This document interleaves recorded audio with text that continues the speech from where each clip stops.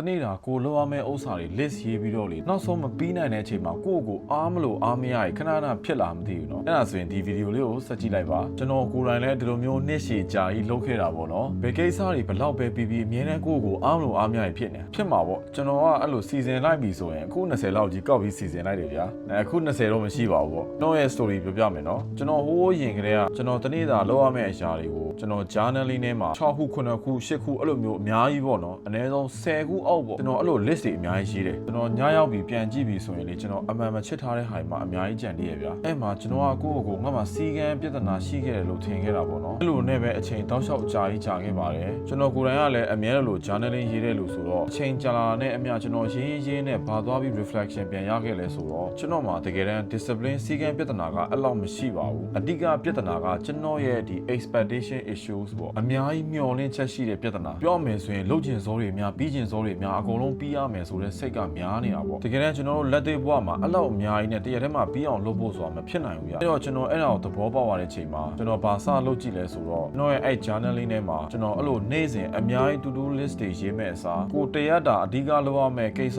3ခုသို့မဟုတ်ရင်5ခုအများဆုံးပါအဲ့ဒါလေးကိုပဲရေးပြီးတော့အဲ့အရာတွေကိုပဲတေချာ view စိုက်ပြီးအောင်လုပ်ခဲ့ပါတယ်အဲ့ဒီလုပ်ရမယ့်အရာတွေအားလုံးလုပ်နိုင်ခဲ့တော့ကျွန်တော်မှလုပ်နိုင်ခဲ့ပြီဆိုတဲ့ခံစားချက်ရတဲ့အချိန်မှာကျွန်တော်တို့ dopamine ရတာပေါ့အဲ့ဒီအချိန်မှာပဲကျွန်တော်ကောင်းသဘောပေါက်သွားတာကကျွန်တော်တို့နေ့စဉ်အမြဲတမ်းကျွန်တော်တို့ပို့လို့ဖို့မလိုပါဘူးအဓိကနည်းနည်းလေးပဲပြီးတယ်ဆိုရင်တော့မှကျွန်တော်တို့နေ့စဉ်ပုံမှန် consistency နဲ့ momentum လေးခံစားနေဖို့ပဲပေါ့နော်အဲ့လို dopamine ရသွားတဲ့အချိန်မှာကျွန်တော်တို့ရဲ့အုံနောက်ကလည်းအဲ့လိုမျိုးကိစ္စတွေကိုပြီးမြောက်ခြင်းက reward အနေနဲ့ဖြစ်သွားတာဆိုတော့ကျွန်တော်တို့နေ့စဉ်အလုပ်လုပ်ရတာကလည်းပို့ပြီးတော့မှစိတ်အားထက်သန်လာတယ်တက်ကြွလာတယ်အဲ့လိုရင်းနဲ့ပဲကိုယ့်ရဲ့ speed ကဖြည်းဖြည်းချင်းတက်လာပြီဆိုရင်ကျွန်တော်တို့လုပ်ရမယ့်အရာတွေတစ်ခုနှစ်ခုဆက်ပြီးတော့မှပြန်လည်တိုးကြည့်လို့ရတယ်ပေါ့နော်ကျွန်တော်အတွက်ကတော့ဒီနီလန်အထောက်အကူအများကြီးပြုခဲ့ပါတယ်အဲ့တော့အခုဗီဒီယိုကြည့်နေတဲ့သူဟာကိုယ့်ရဲ့နေ့စဉ်ဘဝမှာအလုပ်တွေပြီးကျင်စောတွေနဲ့လုပ်ရမယ့်ကိစ္စတွေကို list အရှိရေးထားတဲ့လူတယောက်ဆိုရင်ကျွန်တော်ပြောတဲ့အတိုင်းကိုပဲစမ်းကြည့်ပါတိတိတတ်တာအထောက်အကူပြုမှာပဲဖြစ်ပါတယ်ဒီဗီဒီယိုကိုကြည့်ရင်းနဲ့တခုခုတွေးမိသွားတယ်ဆိုရင် comment မှာတစ်ချက်မျှဝေပေးလို့ရပါတယ်